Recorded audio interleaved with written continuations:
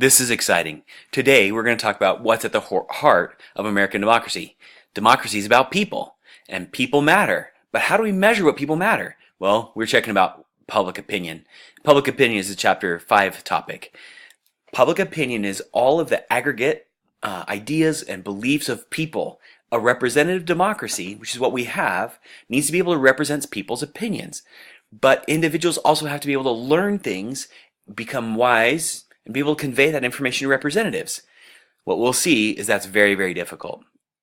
Public opinion is really difficult to understand. You think, well, why don't we just ask people? Well, individuals have preferences, or maybe they don't even have meaningful preferences. That's to say, some people really be maybe very strongly held to some ideas about what they want, and other people are indifferent. And when we go out and measure that, we can't tell the difference between those people who really, really care and those people who don't care. The other thing is that how do we aggregate or bring together all these people's opinion? That's really, really hard. So that might not be meaningful, and how we go about doing that is going to affect what kind of outcome we have. Now, there are two primary ways in which people are critical of public opinion. First is to say that maybe individuals don't have real opinions or attitudes. We ask them a question, they say an answer, but they don't really know anything about it. And we'll talk about that. But the other way is to say, well, individuals may just rely on what other people are saying. And because of that, we don't really know what they truly believe. And that's a real problem. So when we see the run up to an election, other people are hearing what candidates other people like. And they say, well, I don't really know, but I know that my party believes this, so I'm going to do that. Or I know that my really good friend trusts this person, so I'm just going to trust them. Well, those people are trusting other people who are trusting other people, and really nobody's learning. But at the core of a democracy is informed citizenship. Well, this is what we call the minimalist paradigm. Voters really aren't tuned into politics. They really pay minimal attention. They have little information. Some of those bits of information they have might be completely false. And those opinions might change very, very, very quickly. So because of that, we don't really know what to do with public opinion. Can it change? Can it be shaped? Yes, absolutely. Well, why? Well, probably because people don't have solid information. They don't have solid opinions.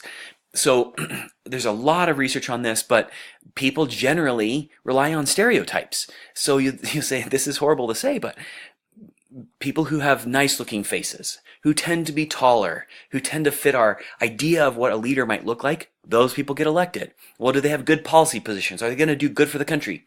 Maybe, maybe not. The problem is that people are just unable or unwilling to learn and grow and think through these things. This is the general idea about the minimalist paradigm. The other thing is that masses, like general people like you and me, and elites have different types of opinions. Those opinions may have grown and been shaped through socialization, a variety of different ways, but really we see distinctions between different classes and types of people, and so it's hard to figure out exactly what public opinion means or is. But we want to know. So, for example, masses don't learn from the elites. Even these people who are really well-read, super knowledgeable people, they can't transmit that opinion to other people very well.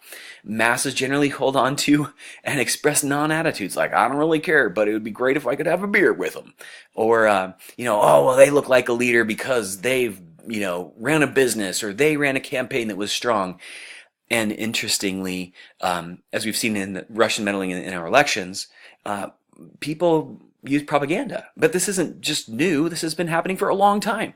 They'll change and distort and shift information. So there's some really, really important things that we don't have, like knowledge about political basics. That's why you're in this class. That's why it's required by the state and virtually every other state in the union for you to take an American government class. We also know that information is not evenly distributed. Some of that comes from what media you look at. Some of it comes from the way you've been raised, or all sorts of things contribute to the way you form public opinion. So Zoller has some great ideas. You should read about those in the book. Really what happens though in public opinion, most of the time people use shortcuts, or they use cues about what they think is a good thing. And there's this wisdom of crowds, or collective rationality or irrationality. They'll say, well, like I was talking about before, well, those people like it, these people like it. Or we say abortion, and then people say, oh my gosh, abortion this because I heard the word. Or murder, oh my gosh, murder this. Or guns, oh my gosh, guns this. And they'll cue into these little tiny words, and they'll form opinions about things that may be very nuanced, or really difficult to disentangle or understand, they'll just immediately hear a word and attack it because they don't completely have their brain wrapped around all of it, or they can't see the differences. So, like we talked about, the core of democracy is transmitting this public opinion to representatives. Like we talked about direct democracy, you don't have that direct. I mean, we do have that in California, but not generally at the federal level. Most states don't have a way for citizens to vote on everything, so we have to look to our representatives to represent our opinions. But let's imagine that a representative gets elected and half of their district likes one thing and half of their district doesn't like it. What are they supposed to do? Well, that's one of the problems of democracy. We elect people to represent our opinion.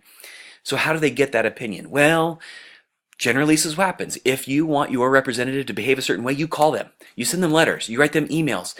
Typically, most people don't participate. So if you're loud and in their face, they say, oh man, then people must really believe this.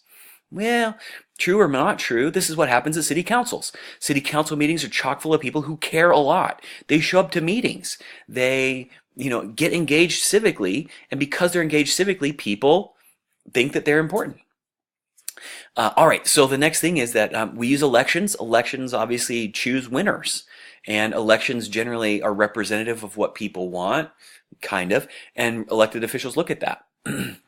Other people, like representatives, may call in a focus group or people who they've chosen to say what they think about these certain issues. And the problem with a focus group is that they're generally not representative of the entire population, but they might be representative of a core group of the population that they really want to know about. Now, the biggest, sort of broadest way in which we get general public opinion is scientific polls. And scientific polls use probability theory to get a random group of people to tell us what they have opinions about, and we think, well, that must be really great. True, but there are lots of problems with scientific polls, and you'll see those when you see elections come out. There's a plus or minus certain amount. That's a margin of error. What they don't tell you is that the sample was selected, that group of people was selected in a certain way. If it's not scientifically random, then it might not be representative. There's a question about small groups of people who don't show up in surveys. So for example, I'm interested in surveys. I've done surveys for a long time. You probably don't have a landline, but landlines, phone lines, were the way that we contacted people for phone surveys forever. And when I ran a call center, we would call people in the morning, and then we'd call them in the noon, and then we'd call them at night to make sure that we got them whenever they were. But most of you now have a cell phone. And we have rules, federal rules, about how we can call cell phones. We can't randomly dial you. We have email surveys. We have internet surveys. All of these have a different group of the population that they're accessing and that may or may not be scientifically random. And then there's all sorts of error about who gets into that sample and who not. Here's this other problem too.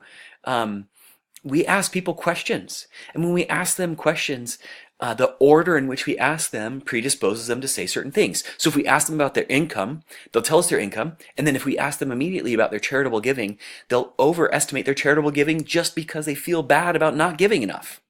If we ask them in a different survey about how much they give to charity, and then we ask them what their income is, they'll tell us that they have less money in income because they don't want to feel bad about not giving. So the way in which we order these questions matters. The way that we word questions, what cues we give off in each of those questions, will affect the outcome and the results. When I ran the Survey Research Center at Kansas, we would try to hire people who had Southern accents or Indian accents because the literature generally said that interviewers who have these different types of accents were more engaging on the phone with other people. And so there's these race of the interviewer effects that either keep people talking or discourage people from talking. So there's all sorts of problems that happen as we conduct surveys, but the whole point of the survey is to get accurate public opinion, to give that to representatives so the representatives can then go represent our interests. So we have all sorts of types of surveys too. We have internet-based surveys, we have email-based surveys, we have straw polls. You should read about all those different things, but all of those have bias embedded in them. Now, we try to engage all sorts of different ways to measure what people really want. They might ask about intensity of preferences, if they've had that preference for a long period of time, how clear an issue is to individuals.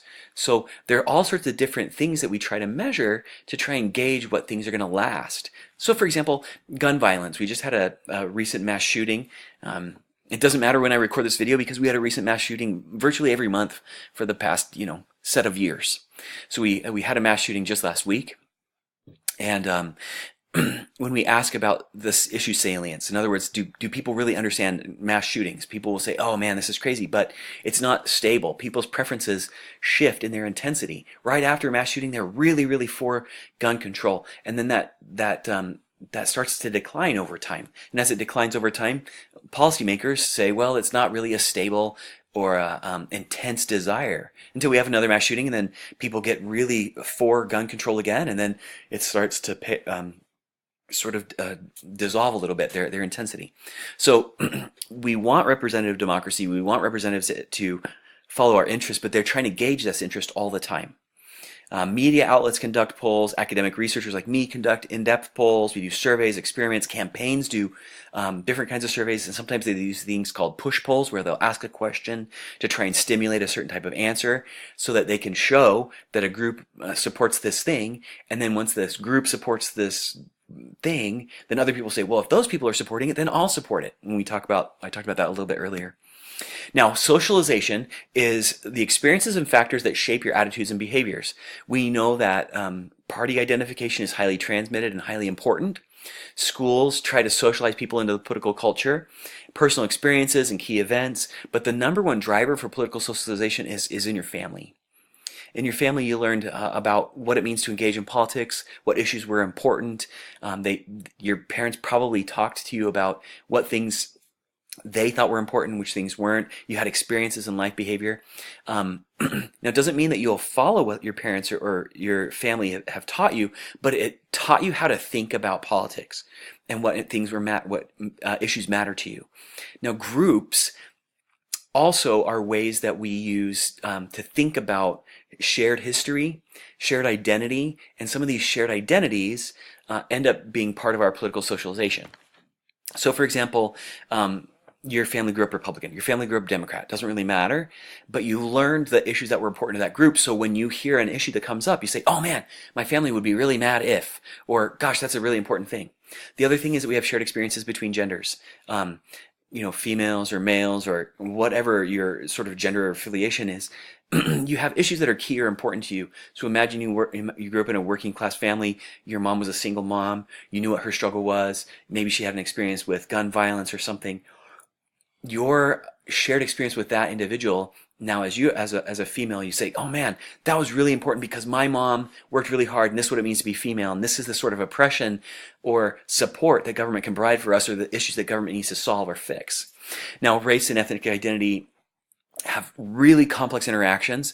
For example, if you have a previous encounter with a police officer or a good experience with a social worker, or you have good support or bad support, those things end up really, really affecting how you think about what government should do or shouldn't do. And largely those are tied to race, religious affiliation, party identification, gender.